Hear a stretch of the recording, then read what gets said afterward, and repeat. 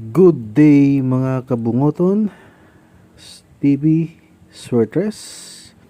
Ito daw naman po si Bungoton TV Swertres na magbibigay na naman po ng Swertres hearing, mga hot probables na based lang po sa aking computation at analysis.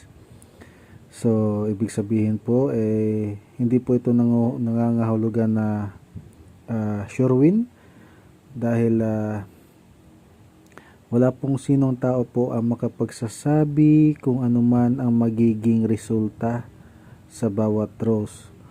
So, ang akin lang po, ang sinishare kong mga numero, ito lang po ay nakuha ko nung nag-compute ako based sa mga lumabas na mga resulta. Okay? So, ang gagawin nyo lang is isusulat yung mga sinasabi ko dito. Okay? Sasabihin ko ang mga probables, isusulat nyo lang. Tapos, pili lang kayo kung ano yung gusto nyong numero. Okay? So, sa video na ito, limang probables lang ibibigay ko. No? Hindi natin dadamihan. Pili lang kayo, lima lang dito. Pwede nyong i-maintain. Okay? Kasi ito namang mga numero ko is syempre tinatayaan ko rin to, no? At saka hindi naman ako nagko-compute ng numero na syempre naglaan tayo ng oras dito. So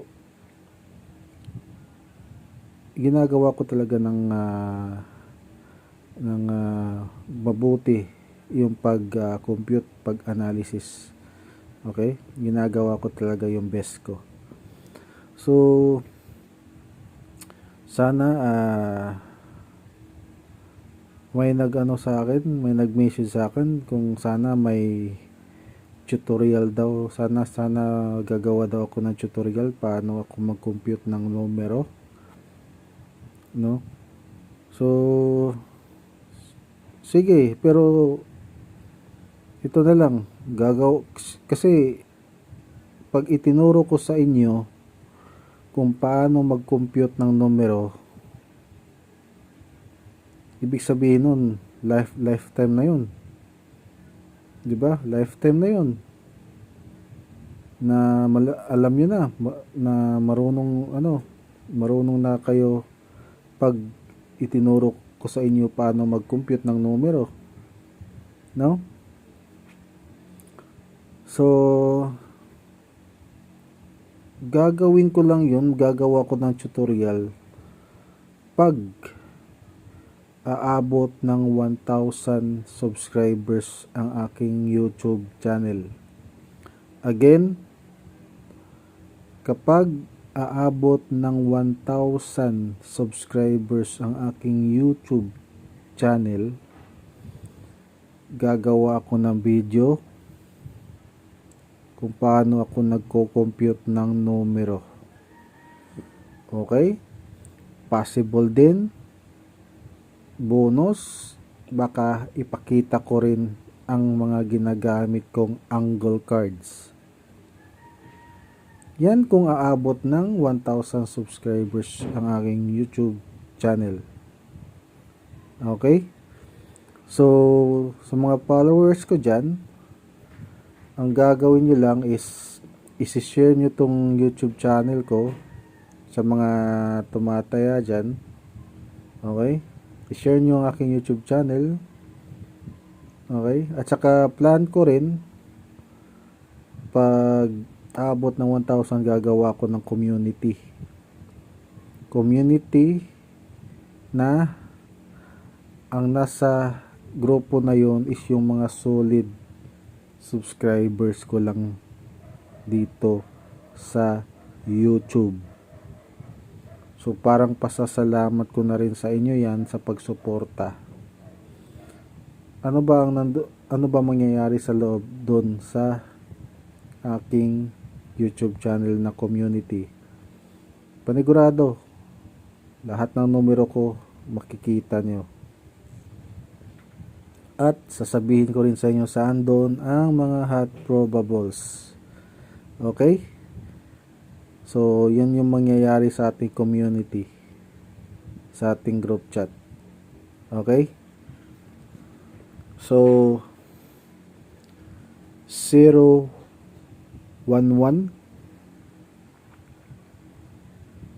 So, yan yung mangyayari. Pero, kunti lang, dalawa lang yata na dagdag sa aking subscribers. High-tech, high-tech na naman, o siguro, for sure naman, may mga YouTube channel mostly ang mga tao ngayon. Kasi, kung wala namang YouTube, may Gmail. Kasi, nanonood naman kayo ng mga palabas sa YouTube. So, gagawin nyo, search nyo lang tong YouTube channel, tapos i-subscribe nyo. Wala namang bayad ang subscription, dito, pag-subscribe. Pindutin nyo lang yung yung subscribe button dyan sa YouTube channel ko. Ayun, pagkatapos nun, nakasubscribe na kayo. 817. So, yun lang. Ganun kabilis.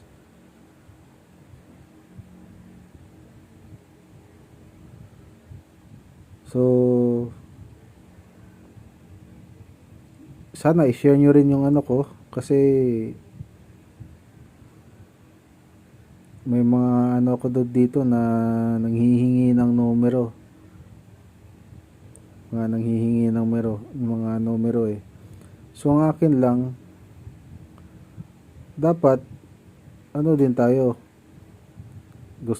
Kung gusto nyong mag-share ako ng numero, dapat tulungan nyo rin akong dumami yung subscribers ko.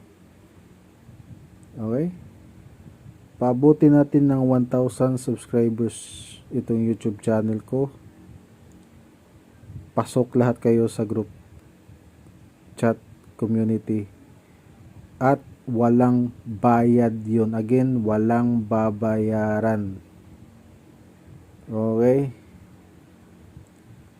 Sa group chat channel ko, sa community ko, pag-aabot na ito ng 1,000 subscribers, kung anong nangyayari sa pagkapanalo ko, yung panalo ko, panigurado mananalo din kayo. Yan yung matitiyak ko sa inyo. Kasi makikita yung mga numero ko tapos sasabihin ko rin doon na this week, ito maintain nyo. Within this week, lalabas yan. Kasi pag ako, may mga numero ako na masasabi kung this week lalabas talaga to. Makikita nyo naman siguro sa mga post ko. Pinopost ko naman. Minsan lang hindi ko pinopost dito, kunwari nanalo ako sa Facebook ko lang napopost. Pero minsan dito sa YouTube hindi ko napopost. Kasi feel ko lang na ayaw i-post, or minsan tinatamad na akong mag-edit. Kaya ito nga ginagawa ko, ganito lang. Nagsasalita ako, nagbibideo, salita. Kasi tamad ako mag-edit.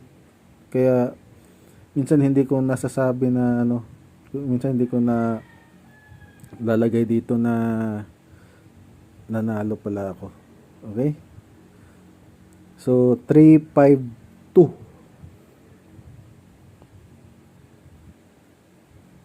Okay?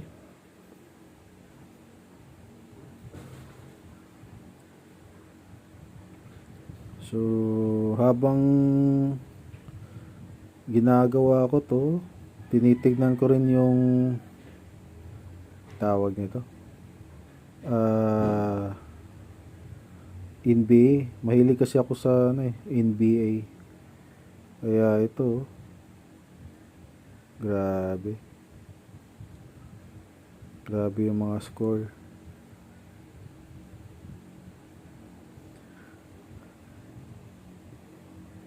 Five, 7-9.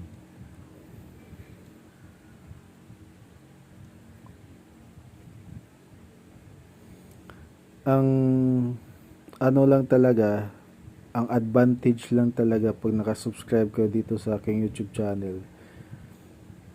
Dito kasi sinasabi ko lahat ng numero. Okay? Dito sa aking YouTube channel, sinasabi ko lahat ng numero ko. Bakit? Bakit sa YouTube channel ko sinasabi lahat? Syempre, gusto ko rin na mag-effort kayo. Ako na nga nag-effort na mag-compute, mag-analysis, di ba? Sa inyo na lang, makikinig na lang kayo, di ba? So, ang akin lang, mag-effort kayo. Mag-effort kayo, mag-subscribe kayo. Libre naman ang pag-subscribe. Tapos, pakikinggan nyo lang ang sasabihin ko. Yun lang yun.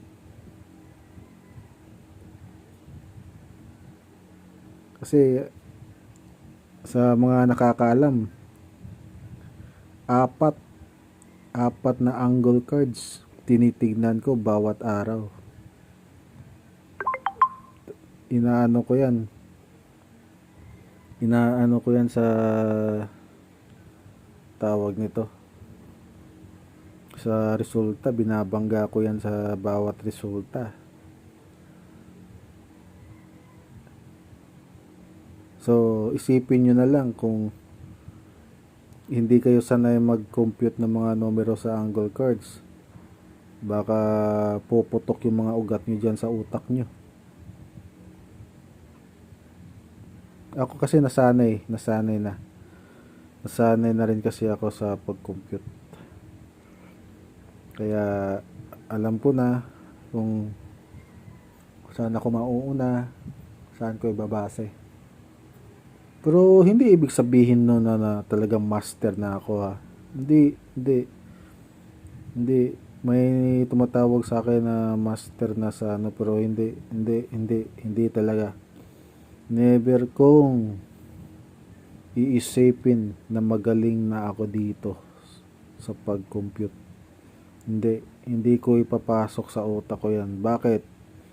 Once na ipapasok mo sa utak mo na magaling ka na, once na ipapasok mo sa utak mo na master ka na sa pag-compute, believe ka na masyado sa sarili mo, hindi ka na mag-grow.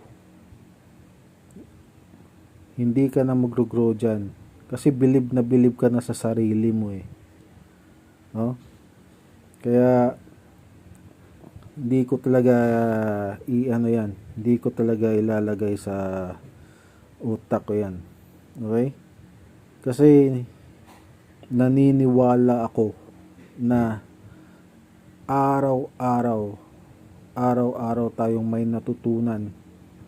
At kung nagagalingan ka man sa sarili mo, lagi mong iisipin na mas may magagaling pa sa iyo. Hindi lang naman ikaw ang tao sa mundo eh. Kung isipin mo nagagalingan ka na sa pag-compute, para sa iyo master ka na sa pag-compute, dapat iisipin mo rin na may mga ibang tao pa na mas magaling sa iyo. Yan ang lagi mong iisipin. Kasi hindi pwedeng isipin, ilagay mo sa utak mo. Para sa akin, hindi mo pwedeng ilagay sa utak mo na magaling ka, master ka na. Hindi ka mag-grow dyan. Dapat araw-araw, kasi dapat nagpa-practice ka pa rin, kumukuha ka pa rin ng mga idea. Kasi nagbabago. Ganon yun. So, yung last is 2-1-0. Have a good day. Ingat. God bless.